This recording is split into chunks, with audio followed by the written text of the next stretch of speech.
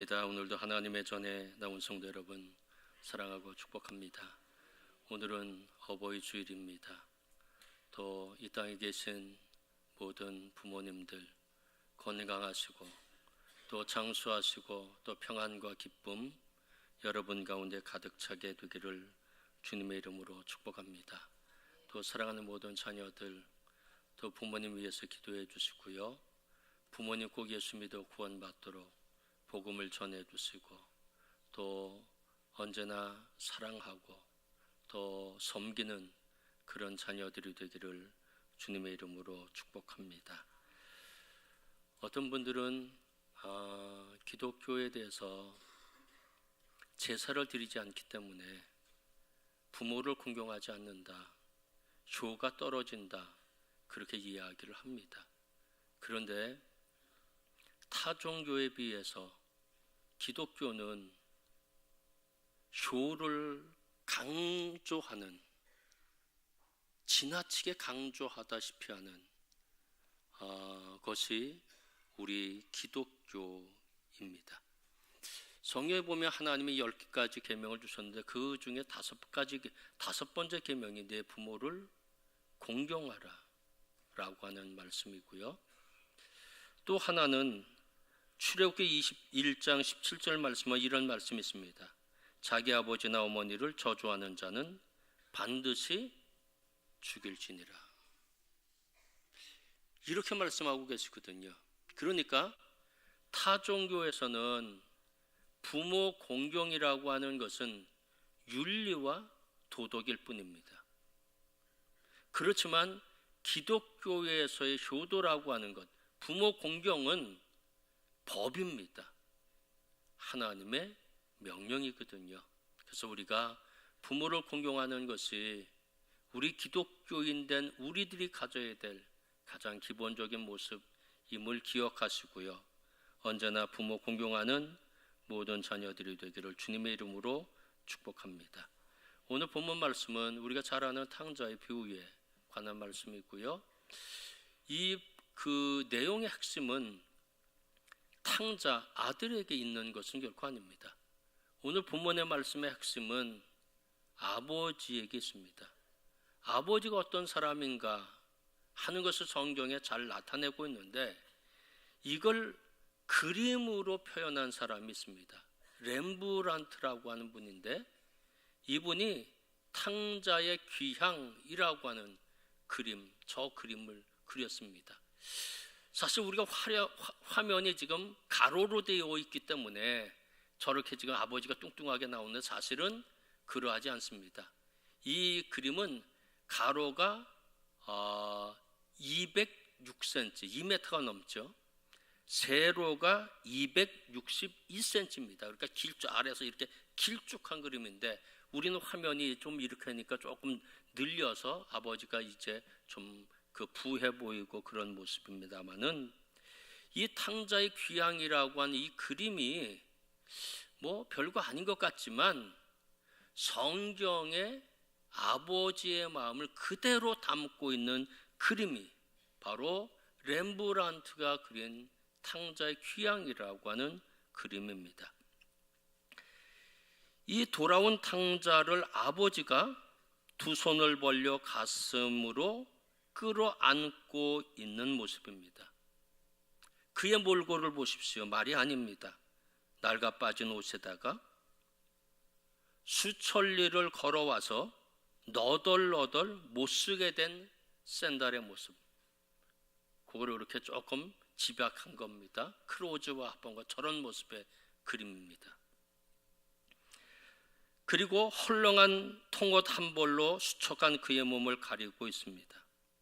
그는 죄인의 모습입니다. 그의 머리는 죄수의 모습입니다. 그의 머리의 모습을 보십시오. 쥐가 다 뜯어먹어 버린 듯한 모습의 머리카락이 없죠. 쥐가 다 뜯어먹은 것 같은 죄인의 죄수의 머리입니다. 전체 그림 보면 그 아버지는 어떠하나요? 탕자를 안고 측은히 어쩔 줄 모르는 모습. 그 따뜻함에서 나오는 광채가 아버지의 얼굴 속에 가득 차 있습니다. 클로즈업해서 보면 이런 모습이거든요. 이런 광채가 아버지 가운데 있습니다. 그런데 아들이 얼마나 그리운지 동구 밖까지 나와서 멀리 내다보다가 이제는 눈까지 짓물러 버렸습니다. 한눈이 감겨져 있죠. 아들을 그리워하다가 저렇게 된 아버지의 모습입니다. 그 모습을 멀리서 지켜보는 큰 아들이 있습니다. 여러분 보실 때 오른쪽에 지팡이를 들고 있는 아들이 있습니다. 큰 아들입니다. 지팡이를 상징하는 것은 권위, 재판할 때의 모습이거든요.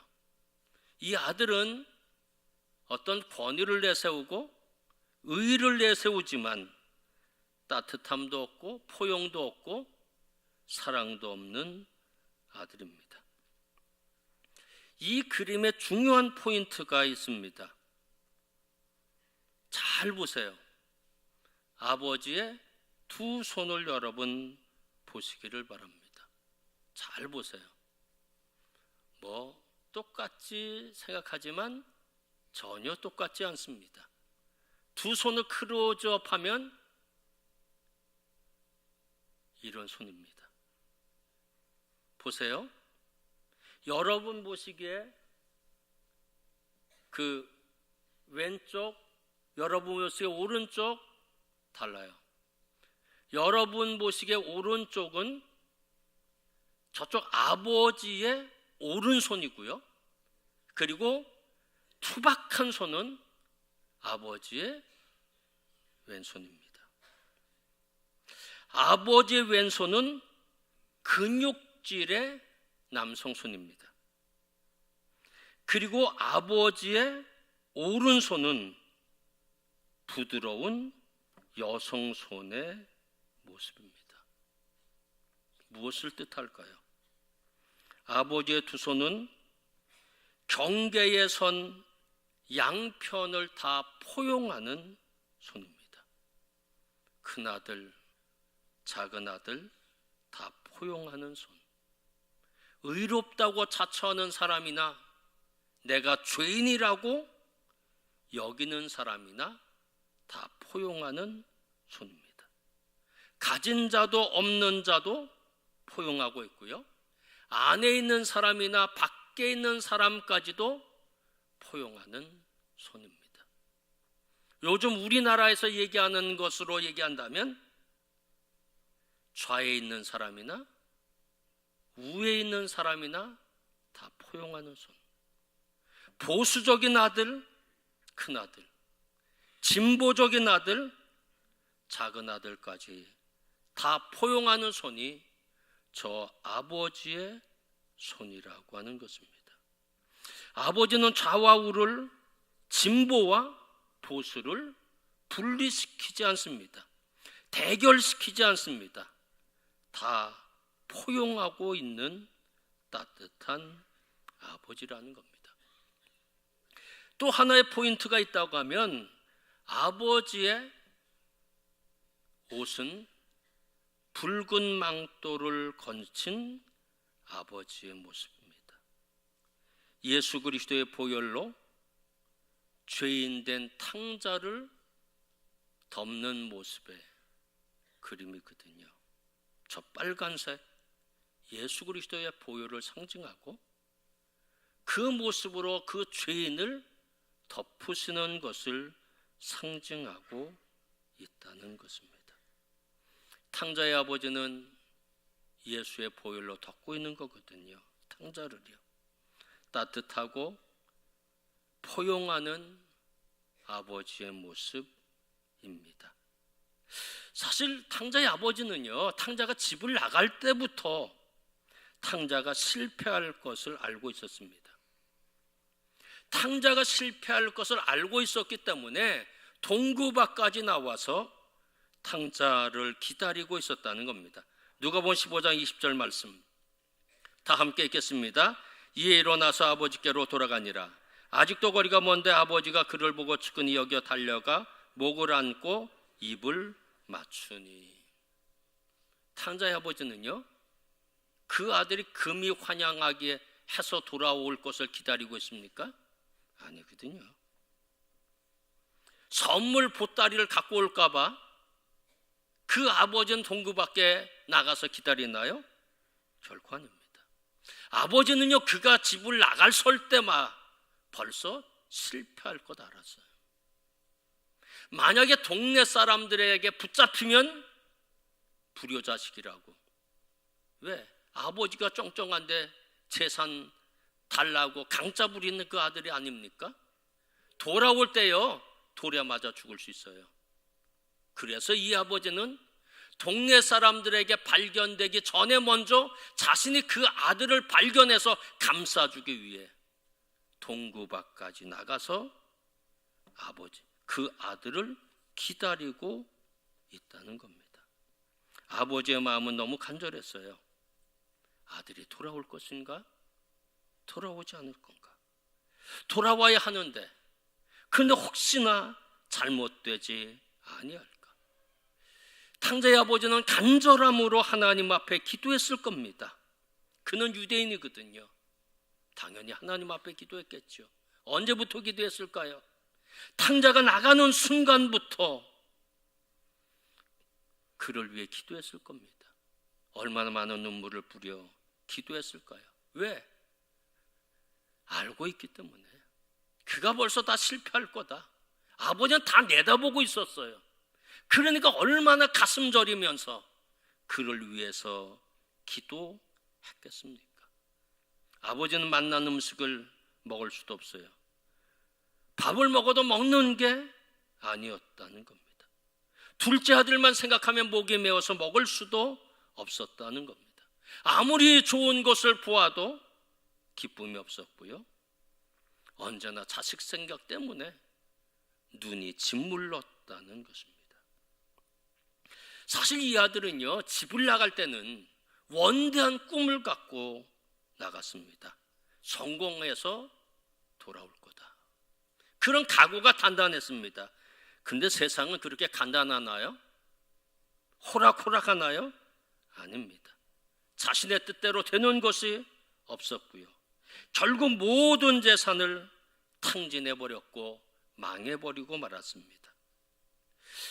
한 끼 먹을 양식도 없었고요. 누구 하나 도와주는 사람도 없었습니다. 따뜻한 말로 위로해주는 사람조차 없었고요. 삶의 위기였습니다. 결국 절망하죠. 좌절하죠. 포기하죠. 일어설 수가 없거든요. 다시 시작할 수도 없거든요. 그렇지만 아버지를 생각할 때 다시 일어날 수 있는 용기가 생겼다는 겁니다. 절망 속에서도 아버지 생각하니까 다시 일어나야 되고, 포기했음에도 불구하고 아버지 생각하니까 다시 시작해야 했다는 겁니다. 그래서 이 탕자는 따뜻한 아버지를 그리워하면서 아버지 품으로 돌아갈 결심을 그는 하게 됩니다. 누가복음 15장 20절 말씀 다 함께 읽겠습니다. 이에 일어나서 아버지께로 돌아가니라. 집으로 돌아가는 것이 아닙니다. 아버지께로 돌아가는 겁니다. 집으로 간다는 것과 아버지께로 간다는 것에는 큰 차이가 있습니다. 집으로 간다고 하는 이야기는 먹거리 때문에, 양식 때문에 가는 거고요. 아버지께로 간다고 하는 것은 따뜻한 아버지의 품이 그리워서 가는 겁니다. 탕자는 집으로 가나요? 아니면 아버지께로 가나요? 아버지께로 갑니다. 보세요. 아버지가 가까운 그곳에 계신 것이 아닙니다. 누가복음 15장 13절 말씀 다 함께 읽겠습니다. 둘째 아들이 재물을 다 모아가지고 먼 나라에 가. 먼 나라에 있다고 하는 것은 지금 아버지 집으로 돌아가는 것도 멀다는 뜻입니다. 다르게 표현한다면 쉽게 돌아갈 수 있는 거리도 아니라는 겁니다. 아마도 아버지 집에서 500km 이상은 떨어져 있을 것입니다. 아버지께로 돌아가는 것은 모험이고요, 실패할 가능성이 많이 있습니다. 그가 아버지 집을 떠날 때는요, 종들도 같이 갔어요. 낙타도 타고 편하게 갔습니다. 근데 이제 집으로 돌아올 때는요, 종들도 하나도 없어요. 낙타를 어떻게 사요? 편히 올 수 있습니까? 없습니다. 빵 조각 하나 먹을 돈이 없습니다. 아버지께로 간다고 하면 산도 넘어야죠, 강도 건너야죠, 그리고 험한 광야도 통과해야 한다는 겁니다. 500km 간다고 한 거, 가기도 전에 다 죽을 거예요. 그렇잖아요. 여러분, 유대는요, 낮 온도가 평균 50도가 넘습니다. 섭씨 50도. 10분 걷는 것도 쉽지 않습니다. 500km를 걷는다. 산을 넘고 광야를 건너. 모험이거든요. 가다가 죽을 수도 있었다는 겁니다. 만약 그가 먹거리 생각을 했고 굶주림을 채우려고 했다고 하면 가까운 곳에서 그냥 종노릇했을 거예요. 더 쉬운 곳에서 먹거리를 찾았을 거예요. 그런데 탕자가 찾았던 것은 양식이 아니고 먹거리가 아니었다는 겁니다. 따뜻한 아버지였기 때문에 탕자는 모험하는 거죠. 죽을 수도 있어요, 가다가.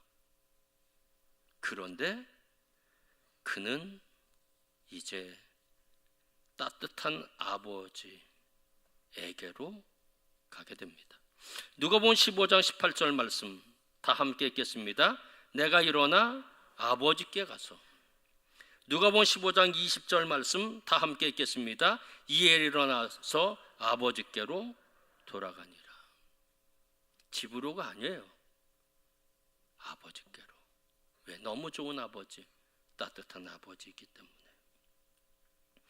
탕자가 믿고 있었던 아버지는 이런 아버지였거든요. 너무너무 좋은 아버지, 따뜻한 아버지였거든요. 그의 믿음은 헛되지 않았어요. 그가 모진 고생 다 하고 몇 달 동안 걸어서 거짓 신세가 돼서 그 신발도요, 뭐 다 떨어졌잖아요. 동네 어귀에 도착했는데 동굴 밖까지 아버지가 나와서 아들을 기다리고 있죠. 먼 곳에서도 한눈에 알아보고 달려와서 그를 가슴에 품습니다. 누가복음 15장 24절 말씀 다 함께 읽겠습니다. 아버지가 그를 보고 측은히 여겨 달려가 목을 안고 입을 맞추니. 아버지의 마음이 있어요. 성경에 기록되어 있어요. 측은히라고 말씀하고 있습니다. 영어 성경 보면 컴패션이라고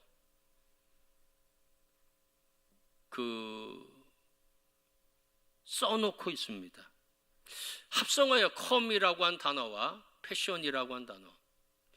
이 컴이라고 한 단어는 동의어가 있어요. 영어는 with예요. 함께라는 의미입니다. 패션이라고 하는 단어 동의어가 있습니다.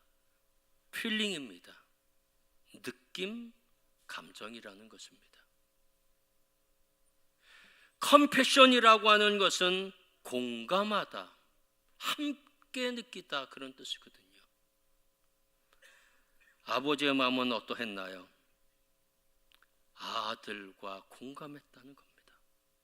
그가 얼마나 고통스러웠는지 아버지가 함께 느꼈다는 겁니다.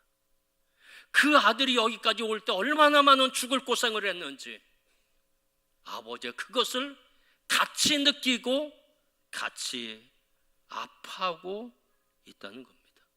그가 얼마나 배고팠을까? 같이 아파하고 같이 느끼고 있었다는 겁니다. 그분이 아버지입니다. 그래서 탕자를 향해서 꾸지람하지 않습니다. 재산을 어디에 허비했냐고 묻지도 않습니다. 얼마나 못된 짓을 하고 다녔냐고 캐묻지도 결코 않습니다. 왜? 아들의 아픔이 아버지의 아픔이니까. 같이 느끼는 거예요. 그 아픔, 그 고통, 그 슬픔을 같이 아버지가 느끼는 거예요.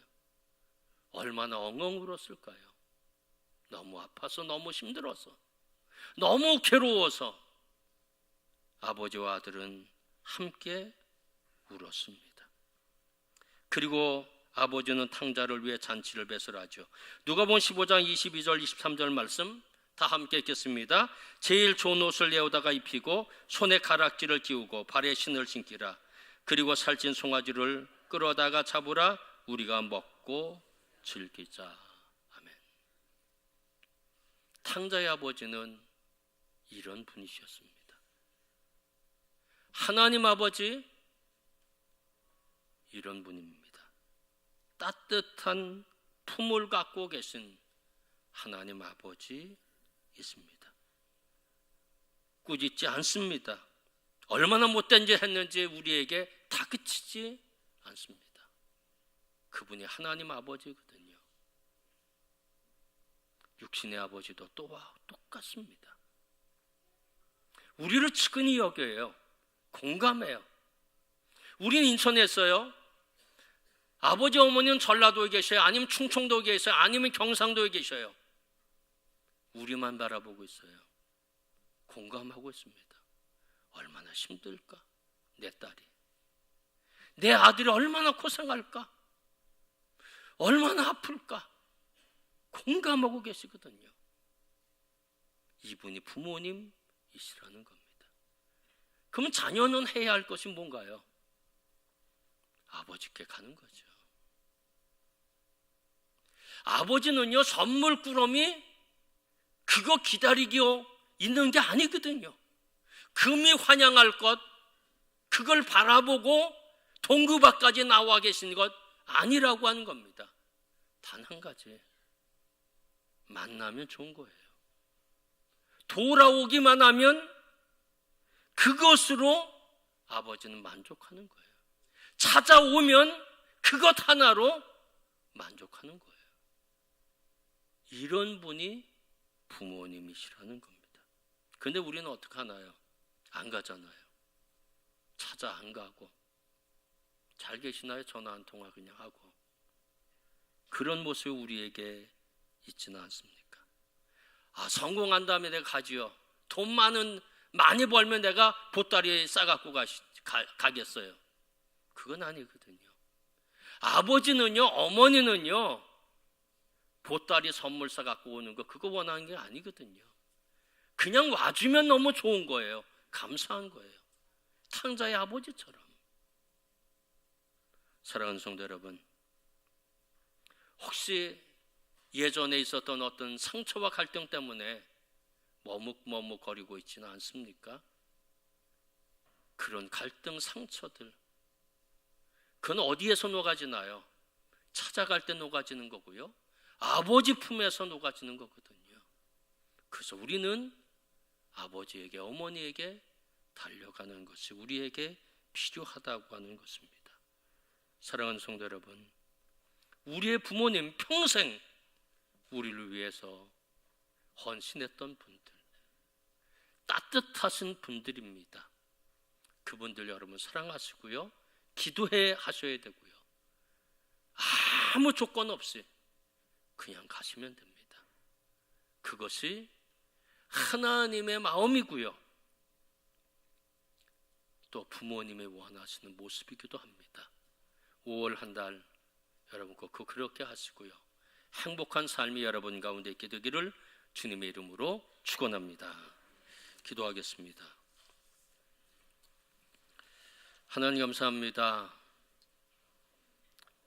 하나님의 사랑 받게 하소서 감사합니다. 부모님의 사랑 우리에게 주셔서 너무너무 감사합니다. 그렇지만 하나님 우리에게는 하나님을 멀리하려고 하는 마음도 있고 부모님에 대해서도 나중에 찾아뵈야 하지 않은 그런 생각이 참 많이 있습니다. 성공해서가 아니라 무슨 보따리 싸갖고 가려고 하는 생각들 우리들 가운데 버리게 도와주시고 부모님 원하는 건 그냥 얼굴 보는 겁니다. 그거 하나로 만족하십니다. 그것이 부모의 마음이라고 하는 사실을 깨닫게 도와주시고 부모님 언제나 찾아뵙는 저희들 되게 도와주시기 원합니다. 감사합니다. 사랑하는 도의 모든 가정들의 부모님들 축복해 주시고 강건하시도록 도와주시기를 원합니다. 저들의 마음이 평안하고 기쁨이 있도록 도와주시고 또 자녀들로부터 효도받는 사랑하는 부모님들 되어지도록 역사하여 주시옵소서. 예수 그리스도의 이름으로 감사하며 기도하였습니다. 아멘. 찬송가 211장 찬송하시면서 준비하신 예물을 봉헌하시겠습니다.